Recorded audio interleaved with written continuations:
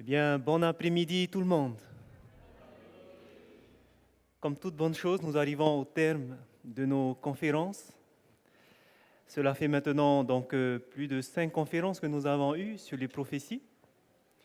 Et nous allons terminer par la dernière cet après-midi.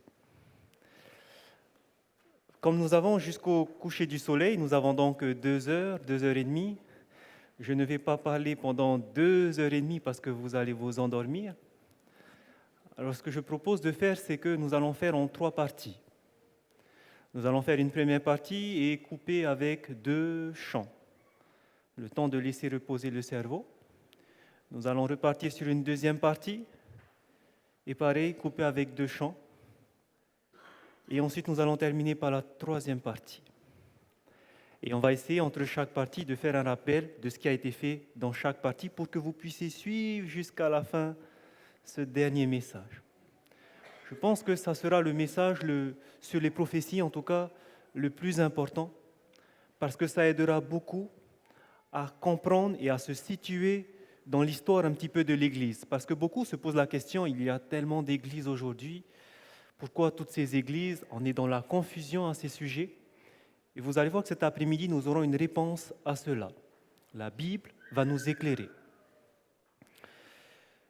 Dans cette première partie, je vais commencer à faire un résumé de ce que nous avons vu rapidement.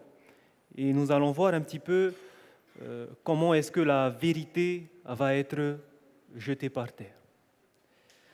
Mais avant de commencer, nous avons besoin déjà d'être prêts à recevoir les instructions de la parole. Est-ce que vous êtes prêts? Vous n'êtes pas occupés par autre chose, ça va?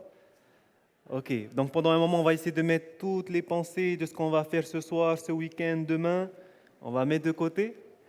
On a besoin maintenant de laisser de la place pour que celui qui enseigne, Jésus a dit c'est le Saint-Esprit, lorsqu'il viendra, quand il va nous envoyer, le Consolateur, nous enseignera toutes de choses, il va nous guider dans la vérité et il va nous enseigner tout ce que Jésus a enseigné. Et c'est ce que nous avons besoin de faire maintenant. Mais pour cela, le Saint-Esprit ne peut pas venir si nous sommes en train de penser à autre chose. C'est pour ça que depuis mardi, nous prenons ce temps à chaque fois au début de demander l'Esprit de Dieu. Parce qu'il y a quelqu'un qui ne veut pas que vous entendiez toutes ces paroles. Celui qui domine ce monde. Jésus l'appelle le prince de ce monde. Satan le diable. Il ne veut pas qu'on entende la vérité. Il ne veut pas qu'on entende la parole. Alors vous savez qu'est-ce qu'il fait? Il est en train de vous souffler à l'oreille ce que vous allez faire ce soir. Vous soufflez à l'oreille ce qui s'est passé cette semaine. Vous soufflez des petites choses comme ça pour que vous perdez l'attention. Et une fois que vous perdez l'attention, il a réussi. Pourquoi? Parce que maintenant, vous êtes plus réceptif à recevoir les instructions qui viennent de la parole de Dieu. Et donc, nous avons besoin, mais vraiment besoin, d'être réceptifs à sa parole. Donc, on va commencer par ce moment. J'aimerais demander à l'Assemblée que nous puissions prier tout d'abord individuellement. Que chacun, nous prions pour que le Seigneur, pendant ces 2 heures que nous allons passer ensemble, puisse nous aider à rester concentrés, pas sur mes paroles, pas sur la personne, mais sur ce que va dire la Bible. D'accord? Donc on va prier pour que Dieu nous aide à rester concentrés sur sa parole. Et prier aussi pour demander à Dieu qu'il puisse nous faire comprendre. D'accord? Donc chacun va prier individuellement. On va se mettre à genoux et je terminerai par une prière ensemble. D'accord? Allez-y.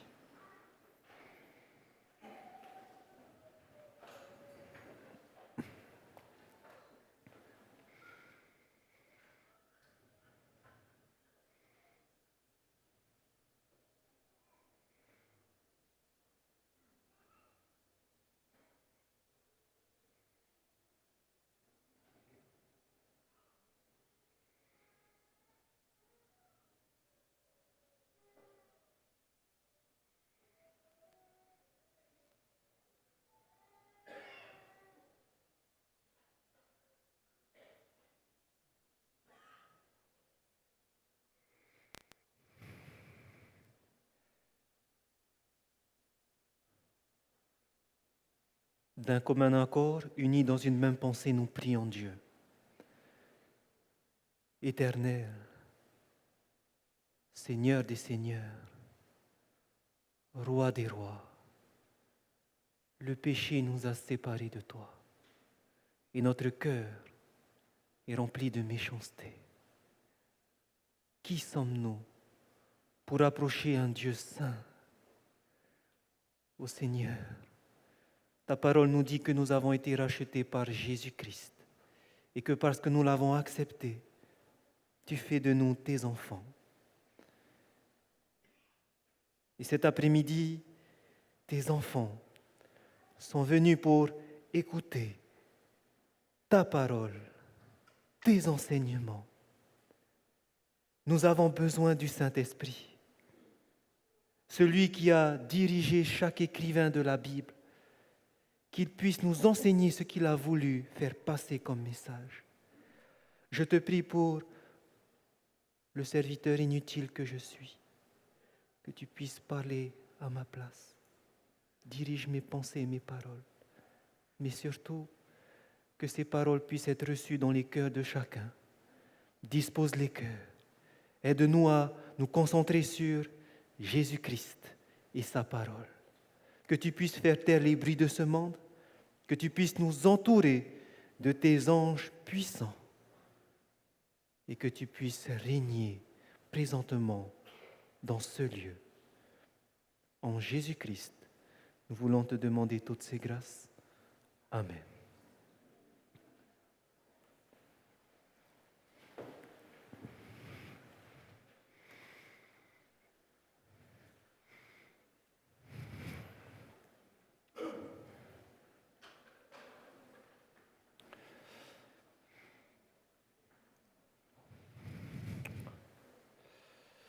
Nous allons terminer aujourd'hui nos conférences sur les prophéties de Daniel. Et comme vous avez pu le voir, nous avons balayé plus de la moitié du livre. Plus de la moitié des prophéties, nous les avons vues en détail. Tout simplement pour vous rappeler, nous avons vu dans Daniel chapitre 2 cette statue que Nebuchadnezzar a vue en vision et que Daniel a su interpréter parce que lui aussi, Dieu lui a donné la vision. Nous avons vu que cette statue représentait les royaumes qui allaient se succéder jusqu'au dernier royaume symbolisé par les pieds d'argile et de fer, ces nations divisées. Puis viendra ce rocher, symbolisé par le royaume de Dieu, ce royaume éternel que Jésus viendra instaurer à son retour. Nous avons vu que Dieu, au chapitre 7, va rappeler cette même séquence, mais au travers d'autres symboles, au travers de 4 animaux, 4 bêtes, qui étaient ce lion à 2 ailes, symbolisant le royaume de Babylone, cet ours avec les 3 côtes dans sa gueule se tenant sur un côté, symbolisant le royaume des Mèdes et des Perses. Le léopard à 4 têtes, symbolisant le royaume de Grèce. Cette bête terrible avec des dents de fer, symbolisant le royaume de Rome. Et sur cette même bête, 10 cornes, car ce royaume sera divisé en 10. C'est ce que nous voyons dans l'invasion des tribus barbares qui a amené aujourd'hui à l'Europe divisée. Vient ensuite 2 autres détails qui n'ont pas été donnés dans cette première prophétie. Certes, il y avait ce royaume éternel qui va être donné au Fils de l'homme, mais 2 autres détails ont été ajoutés dans Daniel chapitre 7. Il s'agit premièrement de la petite corne et également du jugement. 2 autres indices que Dieu nous met dans Daniel chapitre 7. Ce matin, nous avons étudié de qui il s'agissait cette petite corne. Nous avons vu qu'il s'agissait d'un système politico-religieux qui existe aujourd'hui. Et nous avons vu que ce jugement, Dieu va nous donner encore plus de détails. C'est pour cela que dans Daniel chapitre 8, on aura encore une autre couche où on verra premièrement la vision avec le bélier, et le bouc, le bélier avec une grande corne, une petite corne symbolisant le royaume des Mèdes et des Perses, le bouc symbolisant le royaume de Javan qui est la Grèce, avec la grande corne entre ses yeux qui était le premier roi appelé Alexandre le Grand, et cette grande corne qui va se briser, et 4 cornes vont venir à la place, symbolisant les 4 généraux qui sont les 4 têtes. 4 généraux qui vont diviser la Grèce en 4 parties. Dans Daniel chapitre 8, nous allons revoir encore cette petite corne qui va sortir de l'une de ces cornes. Donc, à partir de cet animal, vient directement la petite corne. Et ici, la petite corne nous est décrite qu'elle va grandir, s'agrandir jusqu'au ciel et faire tomber le sanctuaire, l'armée du ciel. Et nous avons vu qu'il était donné un autre indice où on disait que le sanctuaire sera purifié au bout de 2300 soirs et matins. L'indice supplémentaire que Dieu va donner dans Daniel chapitre 8, ça va concerner ce jugement. Ce jugement qui sera fait lorsque il y aura notre souverain sacrificateur, Jésus-Christ, qui passera du lieu saint au lieu très saint. La purification du sanctuaire qui est une œuvre de jugement. Mais la réponse n'est pas donnée dans Daniel chapitre 8. Quand est-ce que cette purification va se faire? C'est pour ça que Dieu va revenir encore. Il nous donne encore une autre vision. Vous voyez comment les visions s'enchaînent? Dieu se répète à chaque fois, il envoie un indice, un indice, un indice. Et vous allez voir tout à l'heure que c'est comme ça que la vérité va revenir. Il ne donne pas tout d'un coup, mais petit à petit, chaque détail. Et le détail qu'il va donner dans Daniel chapitre 9, c'est qu'il va dire quand est-ce que va commencer les 2300 soirs et matins. Les 2300 soirs et matins, 70 semaines ont été retranchées de ces 2300 soirs et matins. Et va commencer, comme nous l'avons vu, lorsque la parole va décréter que Jérusalem va être rebâtie. Non seulement il va donner ces 70 semaines, mais en plus, dans cette prophétie, il nous est annoncé le moment où le Messie, le Christ, au loin, va venir. Nous avons vu qu'ils ont le même point de départ. Et à partir des 2300, nous avons pu calculer la date où va se faire la purification du sanctuaire. Et nous avons vu que cela va tomber dans l'année 1844. Daniel chapitre 10, 11 et 12, nous ne l'avons pas étudié. Et pour vous dire, c'est une prophétie qui m'a beaucoup étonné.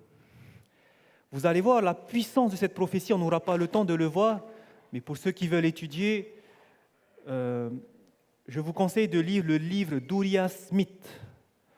Vous tapez sur Internet Daniel et Apocalypse, Uriah Smith, U-R-I-A-H, Smith, S-M-I-T-H. Et vous allez voir comment est-ce qu'il va expliquer cette prophétie en partant toujours de la Bible et l'histoire. Et donc en fait, dans la prophétie de Daniel 10, 11, 12, pourquoi c'est magnifique? Parce que là, vous aurez encore plus de détails, mais vraiment les détails, vous voyez que c'est impossible. Comment on peut donner autant de détails et comment ça va se passer exactement? C'est puissant. C'est puissant. Il faudrait passer une semaine rien que pour le chapitre 10, 11 et 12. Mais nous n'avons pas le temps. Mais voilà que cette prophétie 12 va maintenant commencer à partir du bouc, donc du bouc, à partir de la Grèce, jusqu'à la fin des temps. Et Daniel 10 à 11 et 12 vont vous décrire l'histoire exacte de ce qui va se passer jusqu'à la fin. Donc nous n'avons pas vu, mais voici à peu près le tableau de Daniel et les prophéties de Daniel. Ça va tout le monde? Donc maintenant, vous pouvez dire que vous voyez maintenant commencer le livre de Daniel. Vous pouvez avoir un aperçu de ce que c'est que ce livre. Et vous avez étudié 1, 2, 3, 4 prophéties en détail pendant ces semaines. Maintenant, cette prophétie, nous l'avons vue. Pourquoi elle a été donnée à Daniel? Cela, nous le comprenons plus tard, lorsque Jésus va venir, il y a 2000 ans, et qu'avec ses disciples, il va les parler du temps de la fin.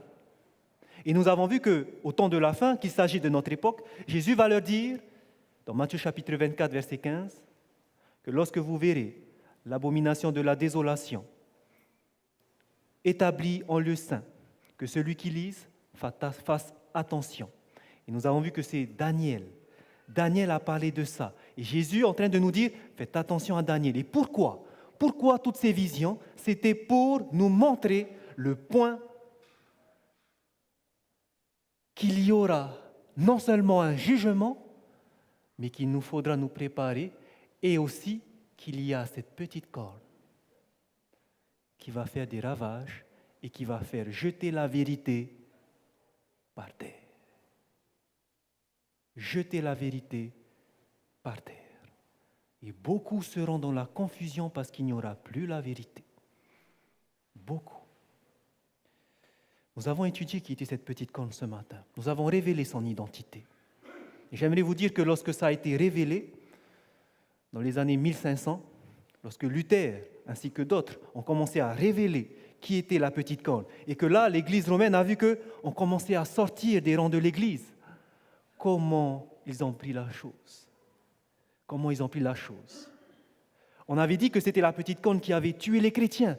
Et maintenant, ils ne vont plus tuer les chrétiens puisqu'on les a dénoncés. Mais qu'est-ce qu'ils vont faire ? Ils vont utiliser une autre stratégie. Ils vont passer à un plan pour contre-attaquer cette réforme. L'histoire va appeler ce moment où on va contre-attaquer la réforme, la contre-réforme. Et qui va contrer la réforme ? L'histoire nous dit qu'il y aura un groupe que l'Église romaine va nommer, composé d'intellectuels, des personnes très, très intelligentes. Et vous allez voir comment est-ce qu'ils vont faire pour contrer la réforme, pour camoufler ce qui a été découvert.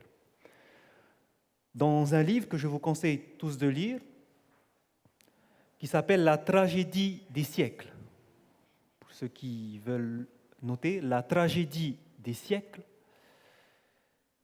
vous en trouvez à la librairie adventiste. Demandez « La tragédie des siècles ». Dans ce livre-là, voici ce qui est écrit. Il y a beaucoup de références à l'histoire. Et voici ce qui est écrit à la page 249, paragraphe 1. Nous allons voir comment est-ce qu'on va contre-attaquer la réforme. L'auteur écrit « Dans toute la chrétienté, les protestants étaient entourés d'ennemis formidables. Les premiers triomphes de la réforme passée, maintenant Rome va rassembler de nouvelles forces dans l'espoir de l'écraser. La réforme est venue, Rome maintenant va tout faire pour l'écraser. C'est alors que se fonda l'ordre des Jésuites, le défenseur de la papauté, le moins scrupuleux, le plus puissant et le plus cruel. Comment est-ce que l'Église romaine va contre-attaquer ? Au travers de cet ordre des Jésuites. Dans l'appendice, dans les annexes, vous verrez que les Jésuites est un ordre fondé en 1534 par Ignace de Loyola. Donc c'est vraiment dans la période de la Réforme. Martin Luther a commencé sa réforme en 1517. Là, on a 1534, ordre fondé par Ignace de Loyola et approuvé en 1540 par le pape Paul III. Il porte aussi le nom de Compagnie ou Société de Jésus. Et j'aimerais que vous remarquiez comment est-ce qu'ils ont fonctionné, cet ordre des Jésuites. Toujours dans Tragédie des siècles, à la page 249, en fonction de leur ordre, ils revêtaient une apparence de sainteté, visitaient les prisons et les hôpitaux, secouraient les malades et les pauvres, professaient avoir renoncé au monde et se réclamaient du nom de ce Jésus qui allait de lieu en lieu faisant du bien. Donc, en apparence extérieure, c'était des bons chrétiens. Ils faisaient ce que Jésus faisait. Mais regardez ce qu'elle va dire ensuite. Mais cet extérieur irréprochable cachait souvent les desseins les plus noirs et les plus odieux. Pourquoi ? Elle continue. L'un des principes fondamentaux de cet ordre était que la fin justifie les moyens. Ça veut dire qu'on veut arriver à notre objectif, c'est de contrer cette réforme, et peu importe le moyen que nous allons utiliser, nous allons le faire. Parce que nous devons faire ça. Et voici ce qu'elle dit ensuite. En vertu de ce principe, le mensonge, le vol, le parjure, le meurtre étaient non seulement pardonnables, donc ils pouvaient commettre ces atrocités, mais comme c'était au nom de l'Église, c'était pardonnable, mais aussi c'était méritoire quand ils servaient les intérêts de l'Église. Sous des déguisements divers, les jésuites s'insinuaient dans les bureaux de l'État, devenaient conseillers des rois et dirigeaient la politique des nations. Ils ont infiltré les gouvernements et comme ça, par derrière, ils dirigeaient la politique des nations. Donc voici un petit peu comment maintenant ce n'est plus par les armes qu'on va traiter les hérétiques, mais maintenant ça sera avec un autre moyen, plus sournois, par le mensonge. Et regardez maintenant comment est-ce qu'ils vont faire pour contrecarrer la réforme. Ce qui a amené la réforme, il y avait 2 points principaux. Premièrement, c'était le juste vivra par la foi. Et deuxièmement, c'était de savoir que la papauté était, la petite corne, était l'antéchrist. C'était les 2 arguments qu'ils avaient. Et bien, regardez comment est-ce qu'ils vont bafouer cet argument. En 1537, est né un homme du nom de Francisco Ribera, qui était un jésuite. Il va vivre jusqu'en 1591. Et ce prêtre jésuite, Francisco Ribera, était quelqu'un de très intelligent. Il a étudié les prophéties que nous avons étudiées, celles de la petite corne. Et maintenant, son travail était de faire quoi? Son travail était de faire en sorte qu'on ne dise plus que la petite corne serait l'Église romaine. Il faut qu'on trouve un moyen pour dissuader les gens à ne pas croire à cela. Qu'est-ce qu'il va faire? Tout simplement, il va prendre la prophétie de Daniel chapitre 9. Prophétie de Daniel chapitre 9, les 70 semaines. OK. Au verset 23 et 24, souvenez-vous, nous avons étudié cette prophétie, où on disait, après les 62 semaines, un sera retranché, il n'aura pas de successeur. Le peuple d'un chef qui viendra détruira la ville et le sanctuaire, et sa fin arrivera comme par une inondation. Il est arrêté que les dévastations dureront jusqu'au terme de la guerre. Il fera une solide alliance avec plusieurs pour 1 semaine, et durant la moitié de la semaine, il fera cesser le sacrifice et l'offrande. Le dévastateur commettra les choses les plus abominables, jusqu'à ce que la ruine et ce qui a été résolu fondent sur le dévastateur. Lorsque nous avons étudié cette prophétie, nous avons vu qu'elle s'appliquait à Jésus, loin, et en même temps au dévastateur qui était l'armée romaine dirigée par Titus. Et nous avons vu qu'il fallait lire ces 2 versets en chiasme, croisés. Et on avait vu que si on le lit comme ça, tout s'accomplissait exactement comme l'histoire l'a fait. Regardez ce qu'il va faire, ce prêtre jésuite Francisco Ribera. Les protestants disent que la papauté est la petite corne. Comment est-ce qu'on va faire pour les détourner? Ils ont pris ce texte et ils ont dit, le dévastateur, c'est la même identité que la petite corne. OK? Et est-ce que c'est la même chose, le dévastateur et la petite corne? Non, la petite corne viendra après 476, il s'agit de la papauté. Le dévastateur est venu en l'an 70. C'est 2 entités différentes. Eux, ils vont dire non, c'est la même chose. La petite corne et le dévastateur sont la même chose, même entité, et cette entité-là, ils vont la mettre dans le futur. Ce n'est pas arrivé. Ils vont dire que le temps va être stoppé. Lorsque Jésus va venir, le temps est stoppé, et le dévastateur, qui était Titus, qui allait venir quelques années plus tard, on va le mettre au futur. C'est la petite corne qui va venir dans le futur. Et donc, finalement, il n'y a pas de petite corne là maintenant. Vous avez compris la stratégie? Qui est la petite corne? Elle viendra dans le futur. Ce n'est pas l'Église catholique, ce n'est pas l'Église romaine. Elle viendra dans le futur, elle n'est pas encore arrivée. C'est le dévastateur dont on a parlé, il n'est pas encore arrivé. Est-ce que vous avez saisi? Et c'est cela que Francisco Ribera, ce prêtre jésuite, a fait infiltrer pour contrecarrer la réforme. Cela a été prêché dans toutes les églises catholiques pour garder les troupeaux. Et donc, les gens se disaient, oui, il viendra encore, donc soyons fidèles à l'Église. Mais ça va aller plus loin. Pour l'instant, c'est resté encore dans l'Église romaine. Et vous allez voir que 300 ans plus tard, dans les années 1800, ça va aller plus loin. Ça va entrer maintenant dans l'Église protestante. Comment? Au travers de cet homme, John Nelson Darby.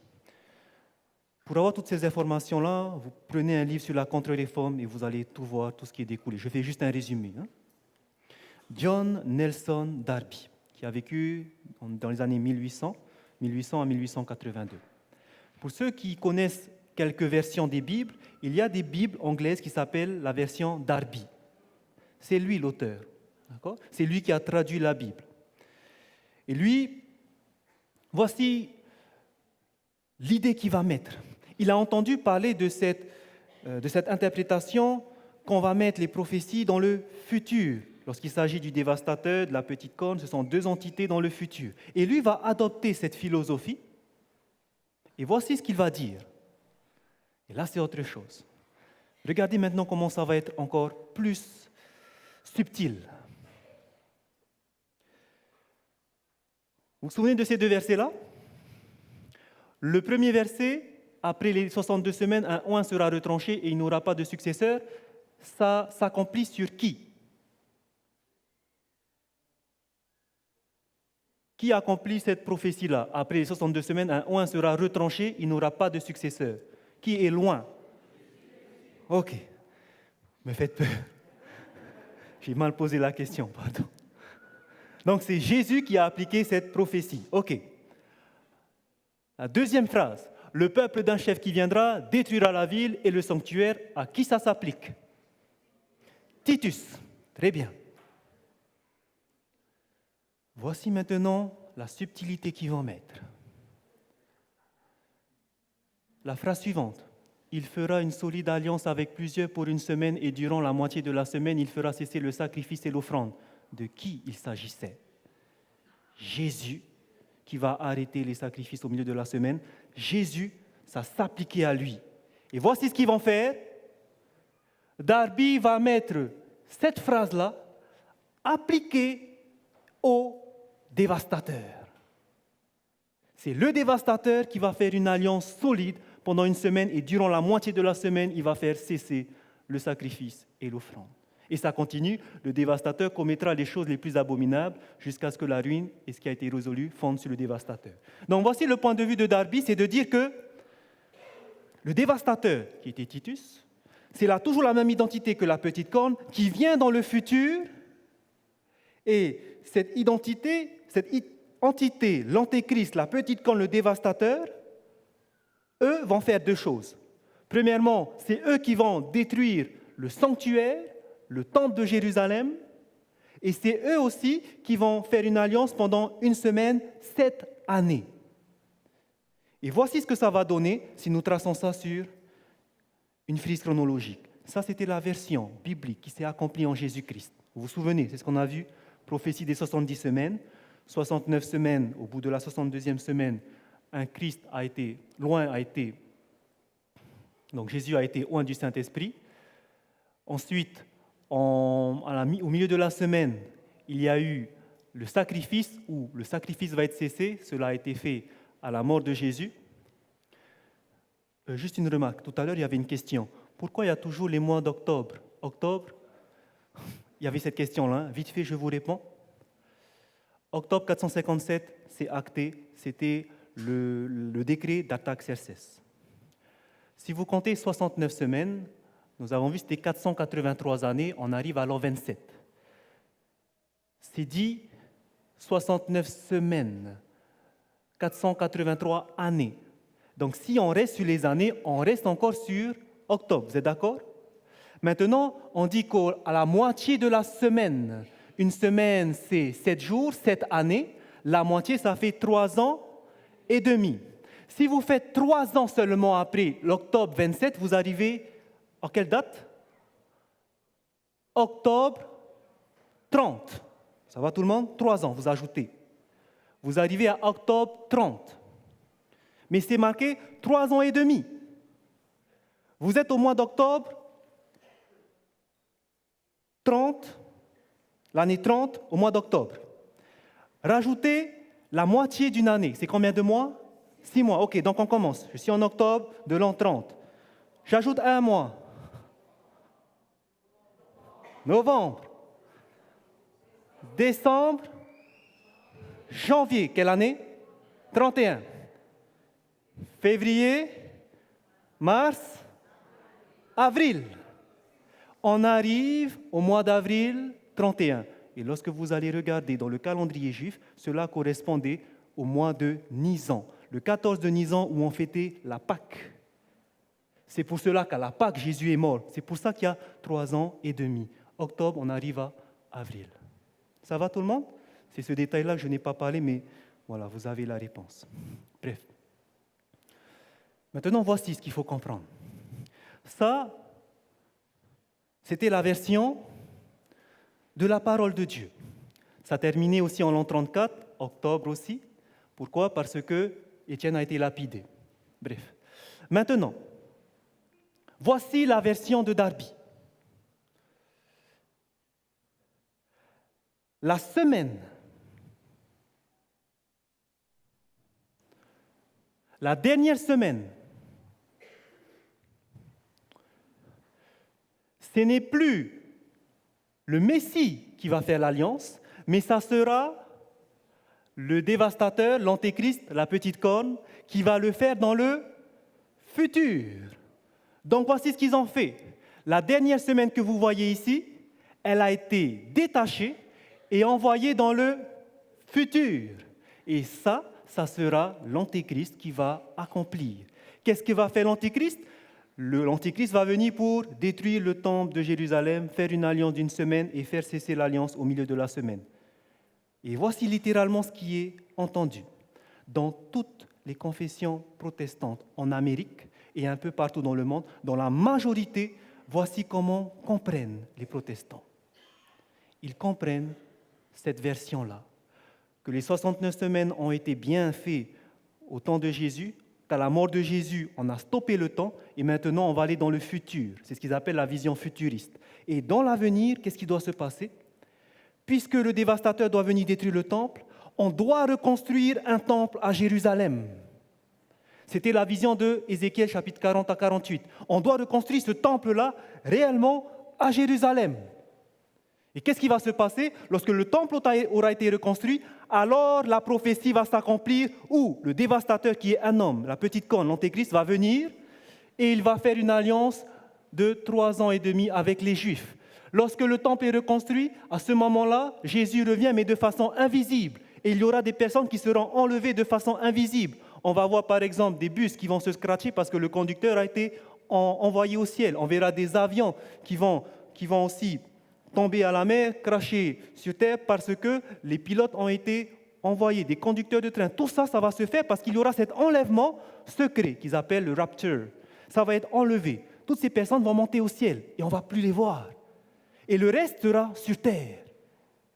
Tout le monde sera sur terre. Et l'antéchrist va venir faire une alliance de 3 ans et demi avec les Juifs. Et au milieu de la semaine, qu'est-ce qu'il va faire? Il va faire cesser le sacrifice, il va détruire le temple. Et pendant les 3 dernières années et demie, qu'est-ce qu'il va faire? Tribulation. Tribulation dont a parlé le livre d'Apocalypse. Et à la fin des 3 ans et demi, alors, les réprouvés qui seront restés, là, Jésus reviendra visiblement et il va ressusciter les morts et ils iront tous en haut. Voici comment comprennent les prophéties dans le monde protestant. Et c'est pour cela que quand vous allez par exemple en Amérique, vous allez toujours voir, et les Américains sont très ancrés dans cette prophétie-là, vous allez toujours voir nommer un président qui va soutenir le projet de reconstruire le temple de Jérusalem, de continuer à protéger Israël là où il y a Jérusalem, pour que les Juifs puissent reprendre Jérusalem. On va soutenir Jérusalem. Il faut qu'on reconstruise le temple pour pouvoir rebâtir le temple de Jérusalem. Et vous allez toujours voir des présidents américains qui vont soutenir cette guerre qui se fait là-bas. Parce qu'il faut que s'accomplisse la prophétie. Et ils sont très croyants là-dessus. Très croyants. Il faut que ça se fasse. Il faut reconstruire le temple pour terminer la prophétie. Mais ils ont été entraînés dans une fausse compréhension. Et son origine se trouve au travers des Jésuites et ils ont réussi. Et c'est pour ça que vous avez eu ce film qui a fait un carton aux États-Unis, Left Behind. Est-ce que vous connaissez ce film? Vous avez déjà entendu parler? Okay. Ce film-là est sorti en 2014, au mois d'octobre. Left Behind, où on va parler de l'enlèvement secret. Et ce film, avec Nicolas Cage, vous allez voir que sa famille va être enlevée, mais lui qui ne croyait pas en Dieu, il est resté sur terre. Et sa femme qui croyait en Dieu, elle a été enlevée soudainement. Il y a eu des crashs de voitures, des crashs, tout ça. Ils sont en train d'expliquer la prophétie de la fin que je viens de vous interpréter. Et qui vient d'où? Des Jésuites. Et aujourd'hui, la petite corne, ce n'est plus la papauté. Est-ce que vous avez vu comment est-ce que la petite corne, la papauté, a détourné la prophétie de la Bible? C'est pour ça que la prophétie est importante de comprendre. C'est une lumière pour nous aider à voir qu'il y a eu cette petite corne qui a fait des désastres, mais surtout, qui va jeter la vérité par terre. Et c'est ça que nous voulons. La prophétie de Daniel nous indique cette puissance.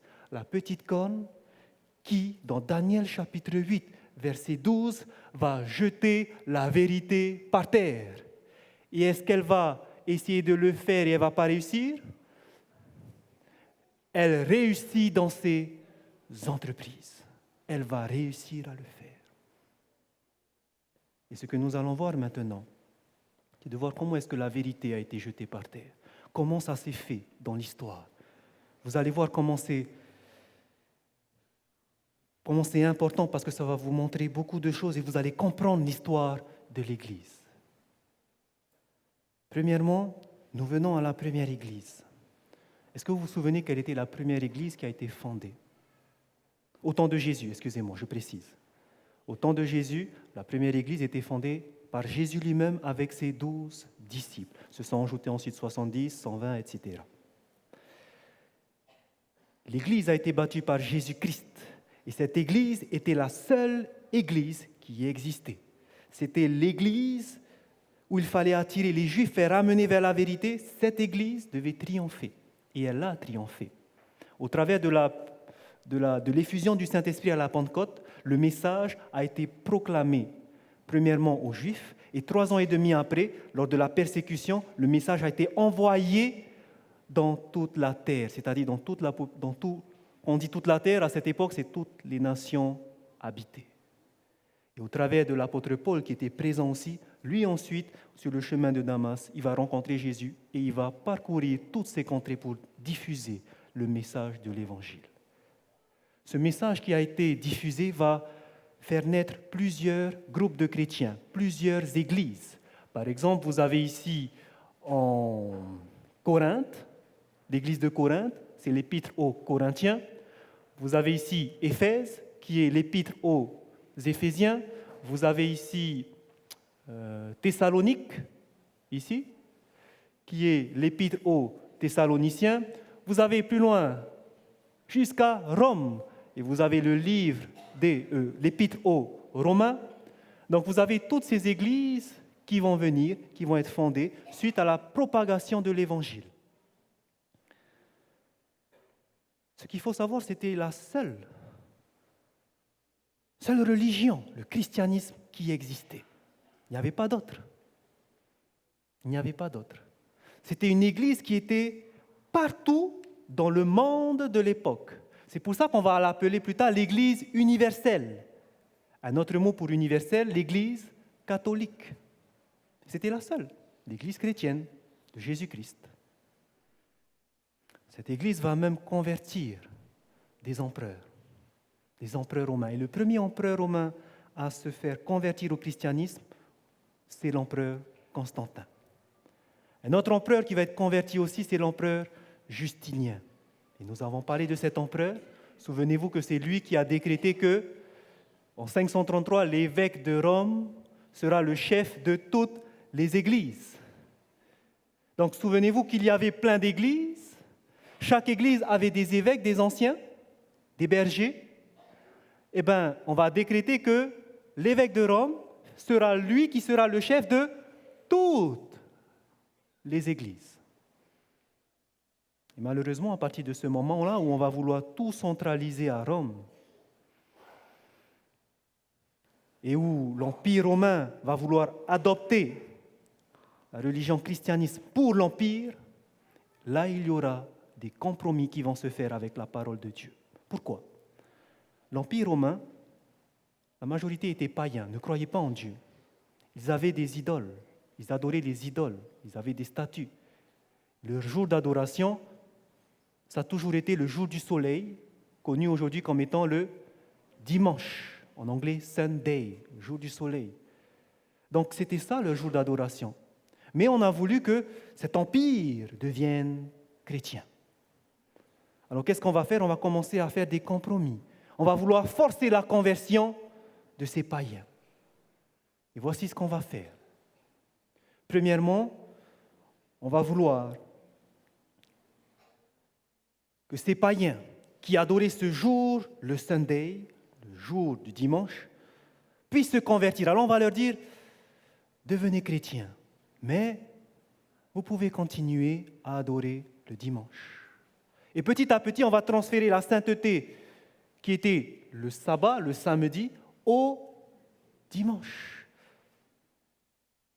Ils vont continuer à adorer, mais ce n'est plus leur Dieu, ça sera maintenant Jésus, mais ils feront encore le dimanche. C'est ce qui a été fait. On a transféré la sainteté du sabbat au dimanche. Voici où la vérité va commencer à venir, à tomber. Autre chose, les païens de l'Empire adoraient des idoles. Ils avaient besoin de matériel, de statues pour pouvoir voir leur Dieu et se prosterner devant eux. Alors qu'est-ce qu'on va faire ? On va faire aussi entrer le culte des idoles. Sauf que on ne va plus leur dire, ne vous agenouillez plus devant la statue de Jupiter. Vous allez voir qu'on va leur dire maintenant, vous pouvez toujours vous agenouiller. Mais on ne va plus appeler Jupiter cette statue, on va appeler Pierre. C'est ce que vous avez au musée du Vatican. Ils appellent ça statue de Pierre, mais c'était Jupiter qui était là. Et la statue de Jupiter, comme vous voyez, les pieds brillent bien parce que là-bas, lorsqu'ils passent, ils vont faire un baiser sur les pieds. Donc on peut continuer à adorer, mais plus les idoles Jupiter, non, Pierre maintenant. Par exemple, ici, une autre idole qu'il y avait, c'était ce qu'on appelait le moscophore. Cette adoration a commencé en 570 avant Jésus-Christ, et finalement, à partir du 6e siècle après Jésus-Christ, on va changer et on va dire maintenant, on peut continuer à appeler les idoles Jésus le bon berger. Et en fait, vous allez voir que c'est la même représentation. C'est toujours le moscophore. Par exemple, avant Jésus-Christ, ils avaient cette idole qu'ils adoraient qui était Isis, déesse Isis et son fils Horus. Alors qu'est-ce qu'on va dire ? Ben non, maintenant, c'est plus Isis et Horus. Vous allez voir que plus tard, ça va être transformé en Marie et Jésus. Alors que c'est toujours la même. C'est toujours Isis, c'est toujours Horus. Toujours. Culte des idoles qui est entré. Pourquoi ? Parce qu'on a voulu forcer l'adoration, changer de religion, devenir chrétien. Mais ce n'est pas comme ça que Dieu agit. Dieu ne force jamais les personnes. Dieu nous laisse le choix ou de le suivre ou de continuer à vivre dans le péché. Mais Dieu ne nous forcera jamais. Il vous montre la vérité et il vous laisse choisir. C'est comme ça que Dieu fonctionne. Voici autre chose qui va entrer qui va souiller la pensée et la vérité surtout, c'est qu'on va dire on va s'appuyer sur les anciennes doctrines païennes où on disait que, lorsqu'une personne meurt, qu'est-ce qui se passe pour son âme ? La Bible nous dit que l'âme de la personne est en sommeil. La personne dort, elle attend la résurrection. Mais eux, ils vont mélanger, ils vont mettre cette fausse doctrine qui est que l'âme, à la mort, continue de vivre, elle va errer pendant un certain temps sur terre, et après, en fonction de ce qu'elle va faire, il y a 3 solutions pour elle. Soit elle va aller au ciel, au paradis, soit elle va aller en enfer, ou soit elle va aller purger sa peine si elle n'a pas été trop méchante, et là, on va la mettre au purgatoire. Et la doctrine du purgatoire, frères et sœurs, c'est la doctrine qui a enrichi l'Église. Parce que les gens, quand ils savaient que dans le purgatoire, il y a des âmes de nos défunts qui sont là-bas et qui attendent, ils purgent leur peine. Mais on peut faire qu'ils aillent directement au paradis. On peut qu'ils purgent rapidement leur peine. Comment on peut faire ça? Donner de l'argent à l'Église. Voici comment l'Église s'est enrichie, au travers de cette doctrine. Et même, on leur disait, vous pouvez donner de l'argent à l'Église de telle façon à ce que, quand vous mourrez, vous ne passerez pas beaucoup de temps au purgatoire, vous allez vite passer à côté. Vos péchés seront vite pardonnés. Maintenant, donnez de l'argent. Et c'est ce qui s'est passé, malheureusement. Une autre fausse doctrine qui est entrée dans l'Église, c'était le baptême par aspersion. Pour baptiser, vous verrez beaucoup de sites archéologiques, vous verrez les grands bassins, parce que c'était comme ça qu'on baptisait avant, on plongeait la personne à l'intérieur et on la ressortait. Et maintenant, ça sera par aspersion. Et surtout, on va commencer à faire entrer le baptême des enfants. Pour la même cause. Parce qu'ils vont dire, un enfant, lorsqu'il naît, il a la nature pécheresse, il va aller directement en enfer s'il meurt. Donc, dès sa naissance, il faut le baptiser par aspersion. Alors que Jésus a dit, laissez venir à moi les petits enfants, car le royaume des cieux est à ceux qui les ressemblent. Et encore, une autre doctrine, c'est que vous pouvez acheter votre salut. Vous pouvez être sûr d'avoir la vie éternelle si vous donnez tant à l'Église, si vous faites tant de prières, si vous assistez à tant de messes et si chaque dimanche vous participez à l'Eucharistie. Il faut que vous fassiez ça. Et donc, on va commencer à travailler pour son salut. Je vais être sauvé, donc je vais faire ça.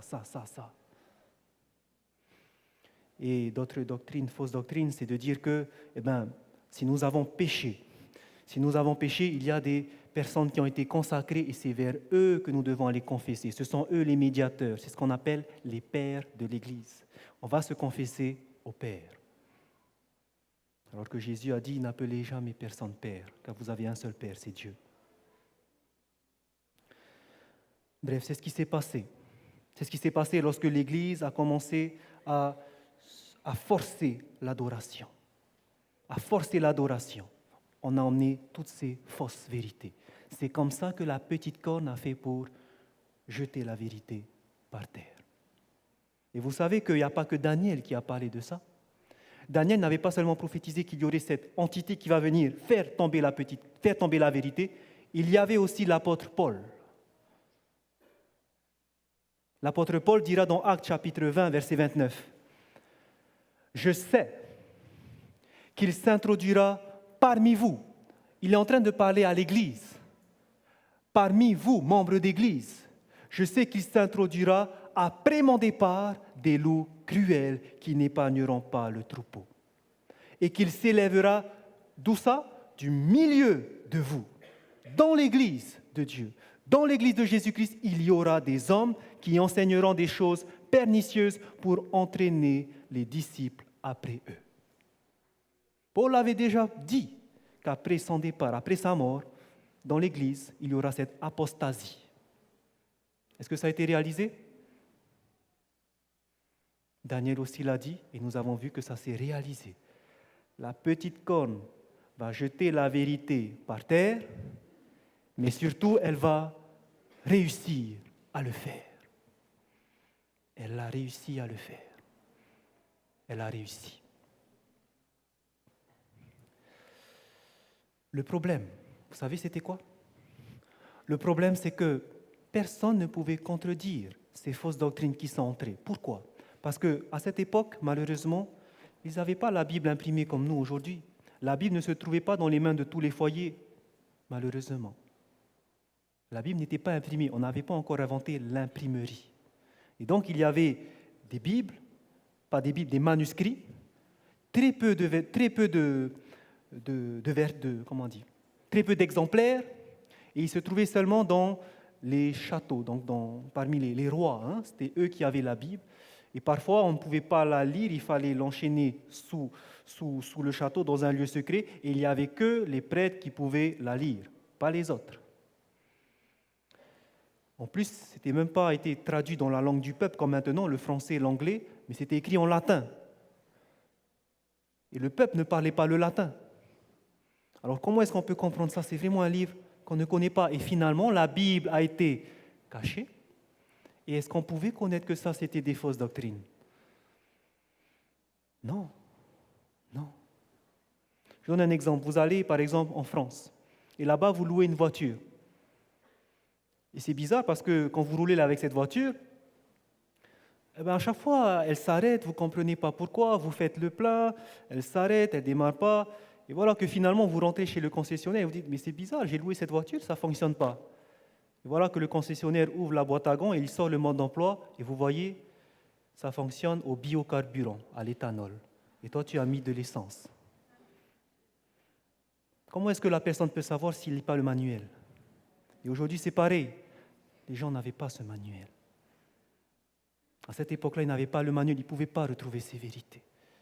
Et Dieu ne les condamnera pas parce qu'ils étaient ignorants de cela. Dieu ne les condamnera pas. Donc pendant une longue période, pendant toute l'année où elle a régné, cette petite corne, pendant plus de 12 siècles, c'était la tradition qui s'est infiltrée dans l'Église. On ne lisait pas la Bible. Il fallait suivre ce que le prêtre disait. Et on suivait des traditions humaines. La vérité a été perdue. La vérité a été cachée. Et maintenant, pour retrouver cette vérité, ça ne va pas se faire en un clin d'œil. Parce que les personnes vont retrouver la vérité, ils ne vont pas lire la Bible et ça y est, ils ont tout retrouvé les doctrines qui ont été perdues. Ça ne va pas se faire comme ça. Vous avez vu comment est-ce que Dieu révèle les vérités dans le livre de Daniel? Un peu. C'est de la même chose. Lorsqu'il va révéler ses vérités, pour retrouver ces vérités, ça va se faire sur une certaine période, plus de 6 siècles, très longtemps. J'aimerais vous montrer rapidement comment ça va se faire. Une seule église, l'église romaine, dans le monde entier, dans le monde de cette époque, une seule église. Mais voilà que Dieu va susciter des hommes pour faire amener la vérité. Les premiers sont intervenus au XVe siècle, dans les années 1400. C'était les disciples de Pierre Valdo, un Français. Et dans les années 1400, c'était des personnes qui vivaient dans le nord de l'Italie. Et ce qu'ils faisaient, Pierre Valdo avait traduit un exemplaire de la Bible dans la langue du peuple. Ils pouvaient la lire et la comprendre. Voici d'ailleurs, je ne sais pas si j'ai mis un exemple de leur Bible dans la langue du peuple. Et ils étaient contents de retrouver ça. Et le problème, il ne fallait pas qu'on les trouve. Ils s'appelaient les Vaudois d'ailleurs. Il ne fallait pas qu'on les trouve. Il ne fallait pas qu'on voie la Bible entre les mains. Parce que l'Église savait qu'ils avaient mis tellement de traditions que celui qui va tomber, il va dire l'Église c'est faux. Et il va perdre toutes les richesses qu'elle a eues. Donc il ne fallait pas.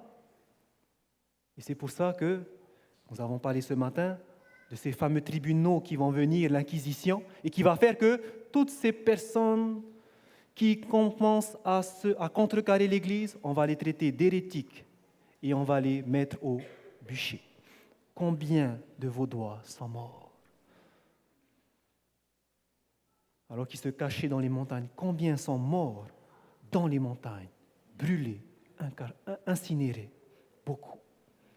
Toujours dans les années 1400, un autre homme qui va se lever, qui s'appelle Jean Hus. Lui, il vient de Prague.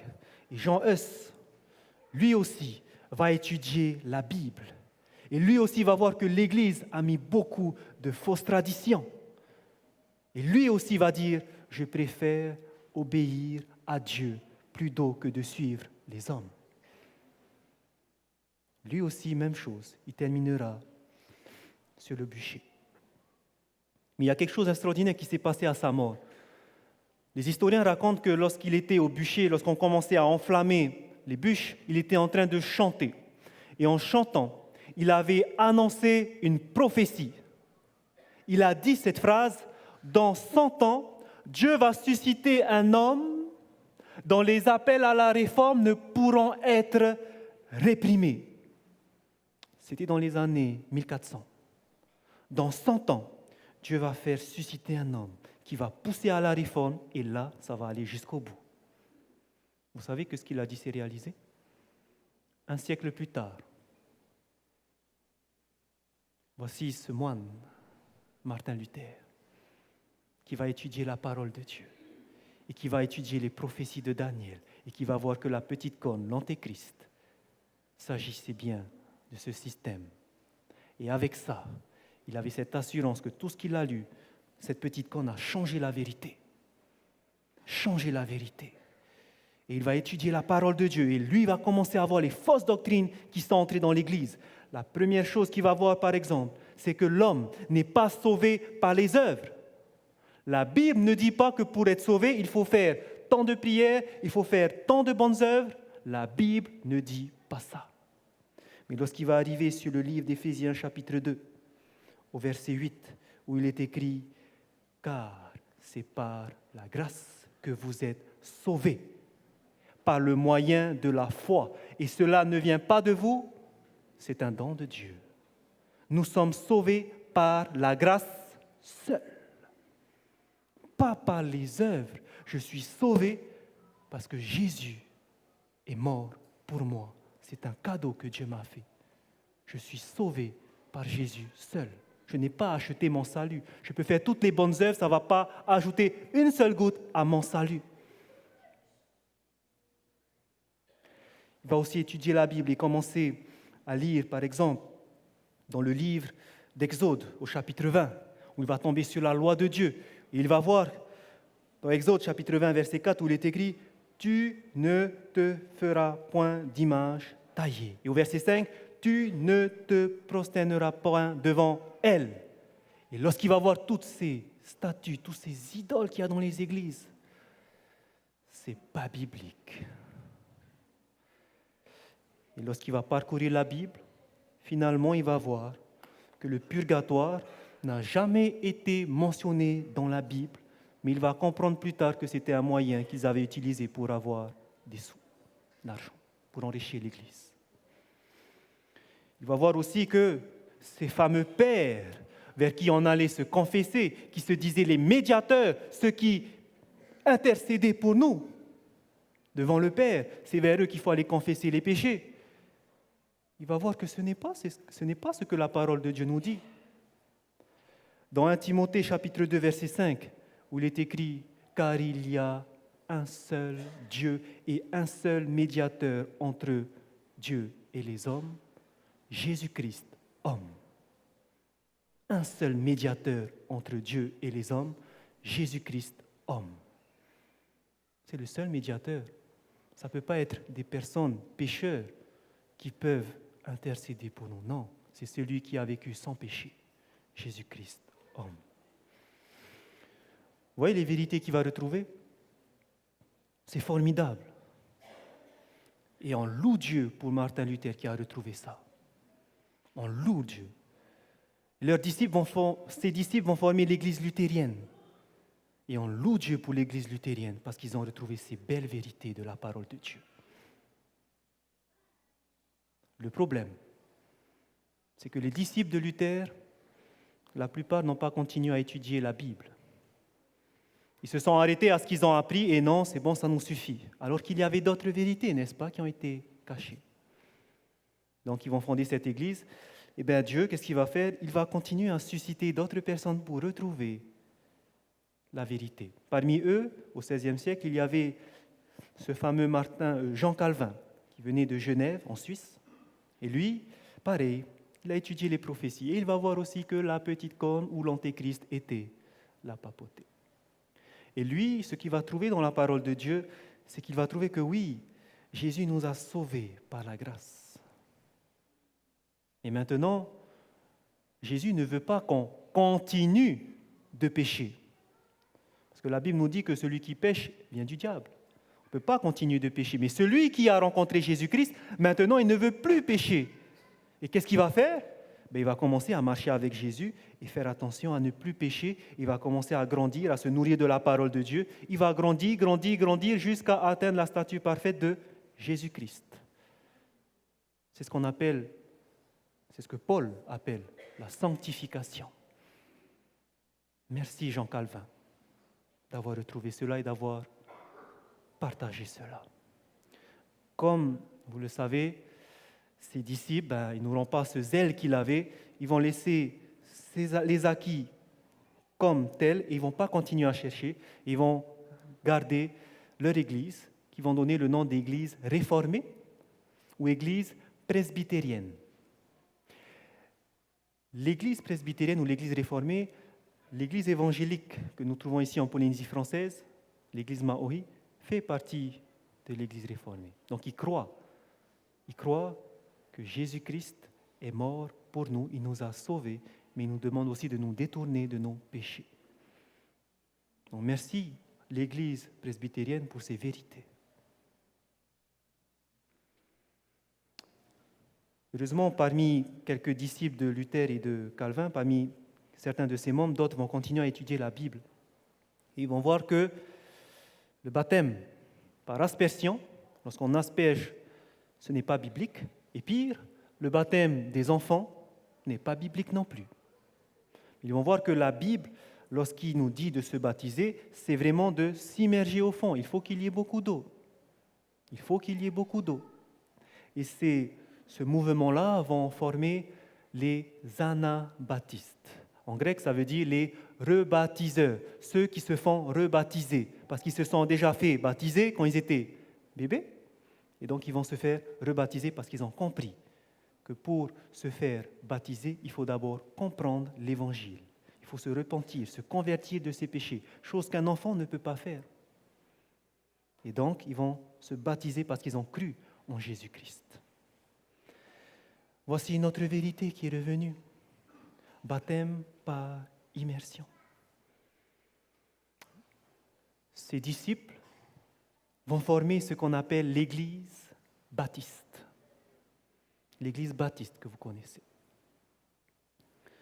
Donc vous voyez que lorsqu'une vérité est trouvée, se forme une église. Église baptiste, église luthérienne, église presbytérienne. Mais chacun a eu un morceau de la vérité. Et c'est ça qui est dommage, c'est qu'ils n'ont pas continué à étudier la Bible. Mais ils se sont arrêtés comme ça et on n'étudie plus la Bible, on laisse de côté, on croit seulement ce que le prédicateur ou le pasteur dit. C'était ce qui se passait. Donc ne faites pas la même erreur. Ne faites pas la même erreur. Étudiez la Bible. Au XVIIIe siècle, dans les années 1700 en Angleterre, un autre homme du nom de John Wesley, avec son frère Charles Wesley, eux aussi vont étudier la petite corne et eux aussi vont être zélés pour cette réforme. Et eux vont dire que ce que Paul nous dit, que notre corps est le temple du Saint-Esprit et que nous devons prendre soin de notre corps. Nous ne devons pas mettre n'importe quoi dans notre corps. Nous ne devons pas manger n'importe quoi. Et ce sont des personnes qui ne fument pas, qui ne boivent pas, parce qu'ils veulent que leur corps soit sain. Ils ont formé l'Église méthodiste. Vous voyez d'où viennent ces mouvements maintenant? Et maintenant, nous arrivons dans les années 1800, où va venir cet homme du nom de William Miller. C'est un Américain, William Miller, pasteur baptiste, qui lui, lorsqu'il va étudier la parole, il va étudier ce que les réformateurs ont étudié, il va accepter les vérités qu'ils avaient découvertes, par exemple, l'enseignement des Vaudois sur la Bible, l'enseignement de Jean Hus qui dit « vaut mieux obéir à Dieu plutôt qu'aux hommes », l'enseignement de Luther sur « nous sommes sauvés par la grâce seule », l'enseignement de Calvin sur notre croissance, on doit grandir en Jésus-Christ. Miller aussi va accepter l'enseignement des anabaptistes sur le baptême par immersion. Il va accepter également l'enseignement de Wesley sur la sainteté, avoir un corps saint. Mais lui, il va aller plus loin. Il va commencer à étudier les prophéties de Matthieu chapitre 24, où Jésus parle des signes de son retour. Et il va étudier aussi la prophétie des 2300 soirs et matins dans Daniel chapitre 8. Nous avons vu ça, n'est-ce pas? Et lorsqu'il va voir que Jésus doit revenir, les signes s'accomplissent. Il y avait des signes à cette époque qui s'étaient accomplis. Jésus doit revenir. Dans Daniel chapitre 8, verset 14, il est mentionné que le sanctuaire sera purifié. Lorsque nous lisons dans Ésaïe, nous allons voir que cette terre doit être purifiée par le feu. Pierre nous dit que cette terre doit être purifiée par le feu. Donc, le sanctuaire doit être la terre qui doit être purifiée à la fin des 2300 soirs et matins. Jésus doit revenir purifier cette terre à la fin des 2300 soirs et matins. Et donc là, on a commencé à calculer les dates. On a calculé les dates. Et on a dit, Jésus va revenir tout d'abord en 1843. 1843 est passé, Jésus n'est pas revenu. On s'est trompé, on a décalé. Finalement, il va revenir en 1844. En été, Jésus n'est pas revenu. Ah non, on s'est trompé. Finalement, il fallait bien regarder parce que dans le Lévitique, on disait, dans le chapitre 16, que la purification du sanctuaire au temps des Israélites se faisait à telle date. Ils ont regardé la correspondance avec le calendrier juif et finalement, ça tombait le 22 octobre. Et là, on ne va pas se tromper parce que c'est la date qui a été mentionnée dans Lévitique 16. Et là, on va dire le 22 octobre, là, c'est pour de bon. Jésus revient. Ce mouvement-là a pris de l'ampleur. Non seulement c'était aux États-Unis que cela s'est passé, les disciples de Miller qui ont fondé le mouvement millérite, mais c'était aussi un petit peu partout dans le monde, en Écosse, en Suisse, un peu partout. Et ce mouvement-là, qui a annoncé que Jésus allait revenir, ont reçu le nom de mouvement adventiste. Attention, ce n'est pas adventiste du 7e jour. Adventiste, c'est différent. Ils croyaient que Jésus allait revenir. Le mouvement adventiste. Et c'était des personnes de différentes confessions, luthériens, presbytériens, méthodistes, baptistes. Ils venaient de toutes ces religions-là et il y avait un grand réveil qui s'est fait à ce moment-là. Mais le 22 octobre est passé, la nuit du 22 octobre est passée, et comme vous le savez, le lendemain, Jésus n'est pas revenu. Il y a eu un grand désappointement. Un grand désappointement. Et à partir de là, beaucoup, vous savez ce qu'ils ont fait? Et c'était là l'erreur. Les prophéties de la Bible, les prophéties de Daniel, à la poubelle. Je ne veux plus entendre parler de ça. J'ai tout vendu et regarde ce qui se passe. J'ai maintenant la honte devant tous ceux à qui j'ai prêché ça. Combien ont laissé ça de côté? Et maintenant, à partir de ces années-là, dans toutes les églises protestantes, on ne va plus prêcher sur les prophéties. Mais en même temps, dans ces moments-là, un autre viendra qui est Darby, John Nelson Darby, qui va dire, c'est normal, les prophéties que vous avez dites, ce n'est pas historique, mais ça se passe dans le futur, ça va venir après. Et là, cette doctrine qu'il y aura la dernière semaine dans le futur avec l'Antéchrist va se propager dans le monde protestant surtout. Vous comprenez maintenant ce qui s'est passé dans l'Église protestante? On ne veut plus étudier ça. Mais c'est parce qu'ils avaient mal compris la prophétie des 2300 soirs et matins. Nous avons vu de quoi il s'agissait réellement. Que le sanctuaire qui doit être purifié, ce n'est pas la terre, ce n'est pas le temple juif qui a été détruit, mais ça sera le sanctuaire céleste où Jésus va passer du lieu saint au lieu très saint. Et c'est ce qui est merveilleux, c'est que, vous voyez, le lendemain, le 23 octobre, un homme qui était millérite, qui faisait partie de ce mouvement, cet homme du nom de Hiram Edson va traverser un champ de maïs et à ce moment-là, malgré qu'il était dans ce désappointement, il va s'arrêter sec et il aura devant lui une vision où il va voir Jésus entrer dans le lieu très saint devant l'arche de l'Alliance.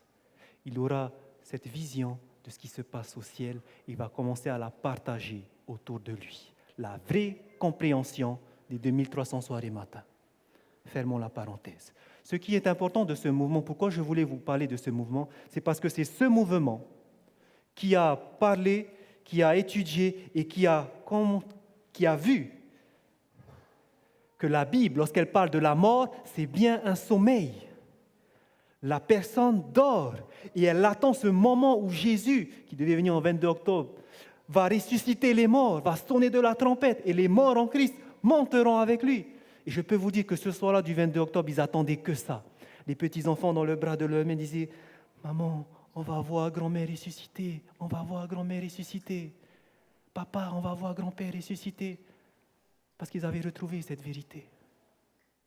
Ils avaient retrouvé cette vérité. Est-ce que vous voyez maintenant comment est-ce que la vérité a été perdue et comment est-ce qu'elle a été retrouvée? Mais comme je vous ai dit, ça va se faire petit à petit. Et arrivé à cette date-là, il y avait encore quelque chose qui n'avait pas été compris parmi ce mouvement millérite. C'était cette dernière vérité qui n'a pas encore été retrouvée. On continuait à adorer le dimanche. La prophétie de la petite corne, tout était compris, sauf cette dernière prophétie. Cette dernière indice, on ne l'avait pas encore comprise. Elle changerait les temps et la loi. Elle changerait les temps et la loi. Et vous allez voir qu'à partir de ces années, on va commencer à comprendre cette prophétie-là. Et c'est ce que je vous invite de faire dans notre deuxième partie. J'espère que vous n'êtes pas trop fatigués. Voilà. Donc nous allons faire une coupure avec 2 chants et nous allons continuer